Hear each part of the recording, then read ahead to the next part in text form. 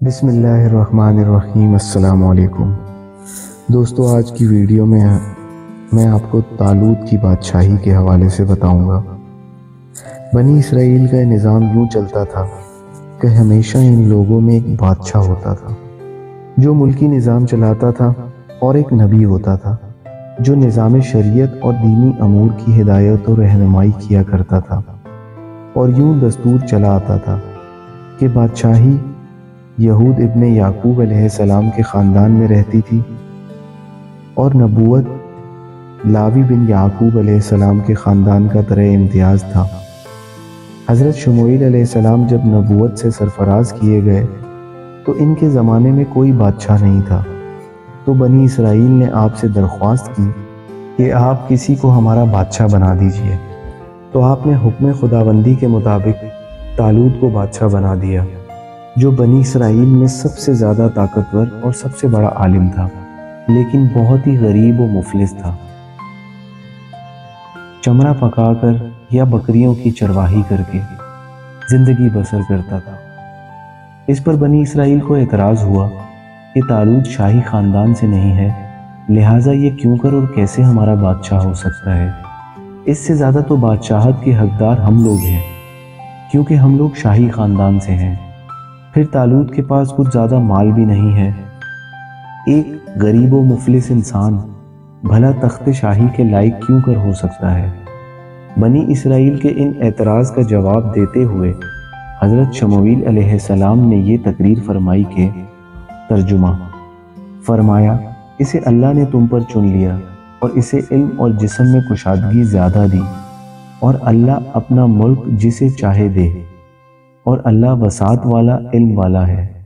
اور ان سے ان کے نبی نے فرمایا، اس کی بادشاہی کی نشانی یہ ہے کہ آئے تمہارے پاس تابوت جس میں تمہارے رب کی طرف سے دلوں کا چین ہے۔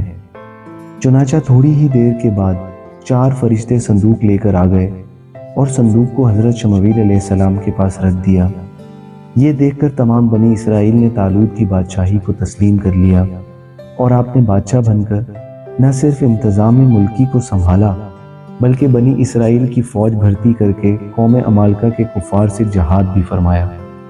اللہ تعالیٰ نے اس واقعے کو قرآن مجید میں فرماتے ہوئے اس طرح ارشاد فرمایا، جس کا ترجمہ یہ ہے، اور ان سے ان کے نبی نے فرمایا کہ بے شک اللہ نے طالوت کو تمہارا بادشاہ بنا کر بھیجا ہے۔ بولے، اسے ہم پر بادشاہی کیوں کر ہوگی، اور ہم اس سے زیادہ سلطنت کے مستحق ہیں، اور اسے مال میں بھی وسعت نہیں دی گئی۔ فرمایا، اسے اللہ نے تم پر چن لیا اور اسے علم اور جسم میں کشادگی زیادہ دی، اور اللہ اپنا ملک جسے چاہے دے، اور اللہ وسعت والا علم والا ہے۔ اور ان سے ان کے نبی نے فرمایا، اس کی بادشاہی کی نشانی یہ ہے کہ آئے تمہارے پاس تابوت جس میں تمہارے رب کی طرف سے دلوں کا چین ہے، اور کچھ بچی ہوئی چیزیں ہیں۔ معزز موسیٰ اور معزز ہارون کے ترکہ کی اٹھاتے لائیں گے اسے فرشتے، بے شک اس میں بڑی نشانی ہے تمہارے لیے اگر ایمان رکھتے ہو۔